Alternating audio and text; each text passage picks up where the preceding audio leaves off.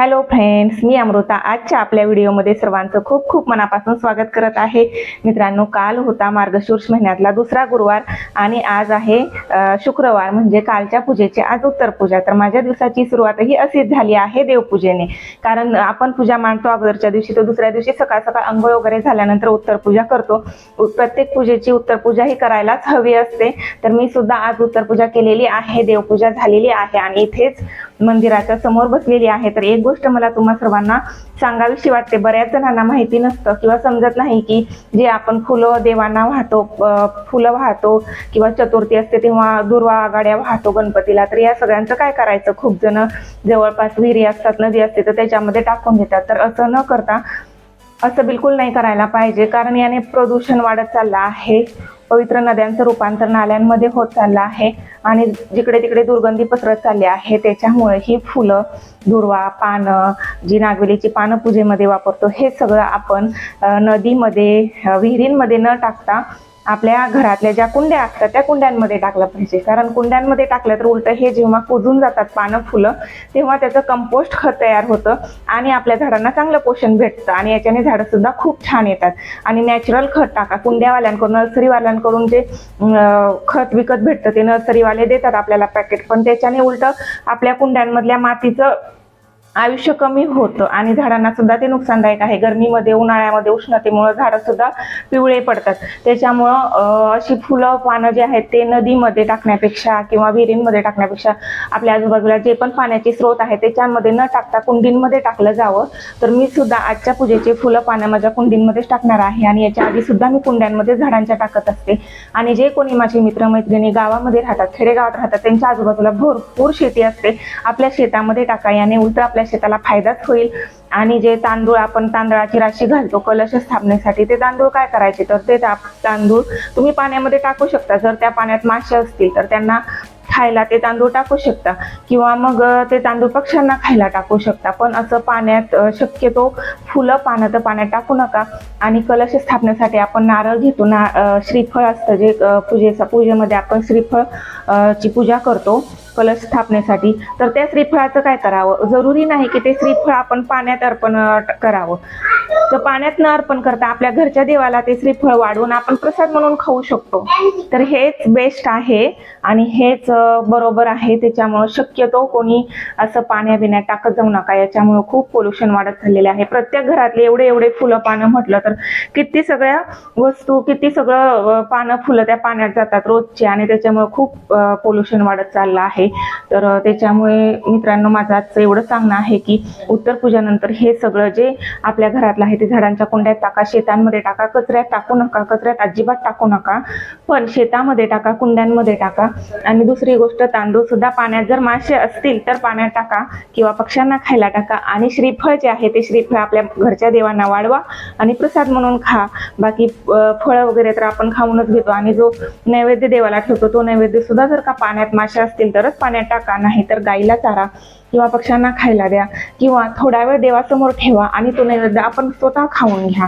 हे सुद्धा खूप उत्तम आहे की आपण जो पण नैवेद्य देवाला अर्पण करतो, देवाला भोग लावतो, तो नैवेद्य कुठं इकडे तिकडे टाकण्यापेक्षा, पाण्यात टाकण्यापेक्षा, जर का कोणाच्या तिथं पक्षी अवेलेबल नसतीलच, शहरामध्ये, सिटीमध्ये मोठ्या मोठ्या ठिकाणी पक्षी नसतात, गायी दिसत नाही, मग काय करायचं आणि माशांना कुठं टाकायचं? तर थोडा वेळ ठेवा, 5 मिनिटं देवासमोर ठेवा आणि स्वतः प्रसाद म्हणून खायला घ्या.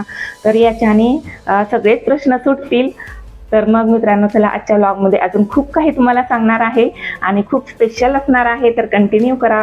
तर तुम्ही पाहू शकता, ही माझी कालच्या पूजेची फुलं आहेत, हार आहे, नागवेलीची पानं आहेत. तर मी हे माझ्या दारातल्या कुंडींमध्ये टाकत आहे.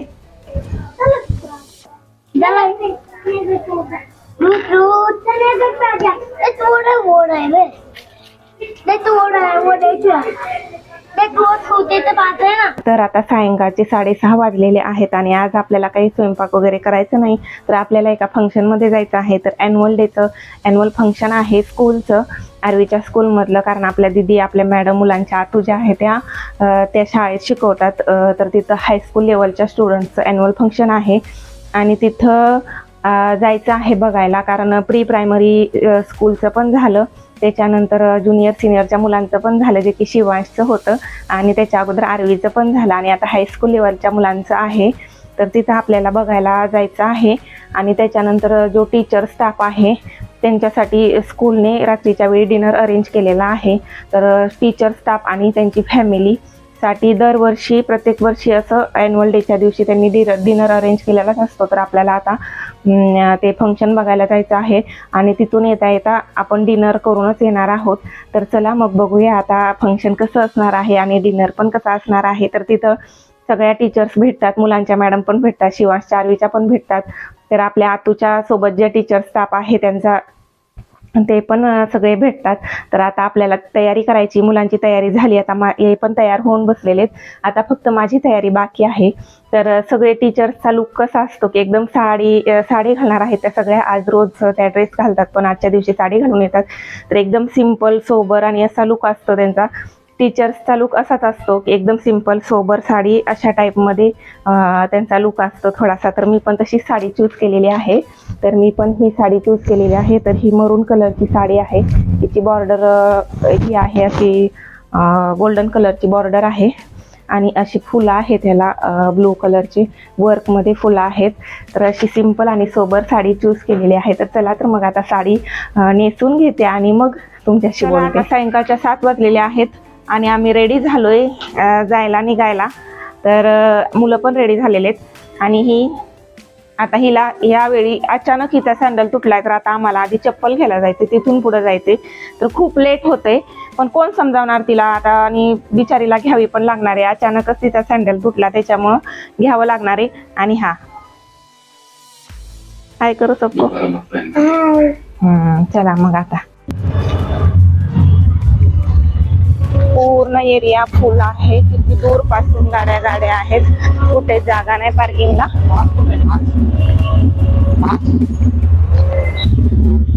आता इथे आम्ही पोहोचलो आहोत जिथे कार्यक्रम आहे तिथे, पण पूर्ण एरिया फुल आहे आणि आम्हाला एकदम लास्टमध्ये चेअर भेटलेल्या आहेत, कारण आम्ही खूप लेट आलो आहोत. इथे आम्ही बसलेलो आहोत, तर पूर्ण कार्यक्रम एन्जॉय करत आहोत. मुलं सुद्धा आमच्यासोबत बसलेलेच आहेत, आणि तुम्हाला कार्यक्रम दाखवायचा म्हटलं तर ते शक्य नाही आहे. आणि आता पूर्ण कार्यक्रम झालेला आहे, आणि सगळे पेरेंट्स स्टुडंट्स जे होते ते सगळे आपल्या आपल्या घरी निघून गेलेले आहेत. तर आम्ही आपल्या मॅडमचा वेट करत आहोत. तर मॅडम पुढं आहेत स्टेजवरती. इथून झूम करून दाखवते मी तुम्हाला. पूर्ण टीचर स्टाफ ग्रुप फोटो काढत आहे, आणि त्यांचे ग्रुप फोटो वगैरे काढून झाल्यानंतर आम्ही तिथून निघालो स्कूलकडे. आणि स्कूलच्या कॅम्पसमध्येच मधोमध ग्राउंडमध्ये डिनरचं अरेंजमेंट केलेलं होतं. तर तिथे सगळे टीचर्स स्टाफ आणि त्यांची फॅमिली अशी सगळी गर्दी झाली होती जेवणासाठी. तर इथं आम्ही गरम गरम सूप एन्जॉय करत आहोत थंडीमध्ये. तर मुलांना सुद्धा खूप छान वाटते, दोघं जण छान पैकी एन्जॉय करतायत. तर इथं डिनर पण झाला, सगळ्या टीचर्सची भेटसुद्धा झाली. आपल्या दीदींसोबत जे आहेत टीचर्स, त्यांचे जे क्लोज टीचर्स आहेत, फ्रेंड्स आहेत, त्यांच्याशी सुद्धा बोलणं झालं. मुलांच्या सुद्धा मॅडम, क्लास टीचर ज्या अगोदरच्या होऊन गेलेल्या आणि आताच्या आहेत त्यांच्याशी सुद्धा बोलणं झालं, गप्पा गोष्टी झाल्या, भेटही झाली. आणि आता हळूहळू सगळे झाल्यानंतर, जेवण झाल्यानंतर निघून गेलेले आहेत. तर आपली सुद्धा आता घरी जायची तयारी आहे. पण आपल्या मॅडम ज्या आहेत त्या प्रिन्सिपल मॅडमला भेटायला गेल्या, त्याच्यामुळे आम्ही त्यांची वाट बघत आहोत. तर आता इथलं आटपून घरासाठी निघतोय घराकडे, कारण खूप वेळ झाला आलेलो आणि थंडीही खूप आहे, अंधार आहे एकदम. आणि स्कूलच्या मधोमध खूप छान वाटलं आज डिनर करायला, एकदम खुल्या मोकळे जागेमध्ये. तर आता मोकळ्या शांत सन्नाट स्कूलमधून जातोय. जेव्हा नेहमी स्कूलमध्ये येतो पॅरेंट्स मीटिंगसाठी, तेव्हा खूप गर्दी असते, भीडभाड असते. आणि आता रात्रीचे लगभग 10 वाजलेले आहेत. तर सगळीकडे अंधार आहे आणि शांतता आहे. तर इथून जाता शिवांश आम्हाला दाखवत आहे त्याची क्लास कुठे आहे, कोणत्या मुलांची कोणती क्लास आहे, दीदीची क्लास कुठे आहे, हे सगळं त्याचं चालू आहे. तर ही आहे शिवांशची क्लास. तर इथे शिवांश बसतो रोज, तो दाखवत आहे. तर या ग्राउंड फ्लोअरवरती ज्युनियर सिनियरच्या मुलांचे क्लास आहेत, आणि वरती 2nd 3rd वरती मोठ्या मुलांचे 1st 2nd 3rdच्या मुलांचे क्लास आहेत. तर आता स्कूलच्या कॅम्पसमधून आम्ही हळूहळू बाहेर निघतोय. आपल्या मॅडम बऱ्याच थकलेल्या दिसत आहेत, कारण बिचाऱ्या दुपारी 2 वाजल्यापासून गेलेल्या आहेत. आणि आता आम्ही जेवण वगैरे करून घरी निघालो आहोत. तर मित्रांनो, आजच्या व्लॉगमध्ये एवढंच. भेटूया पुढच्या व्लॉगमध्ये.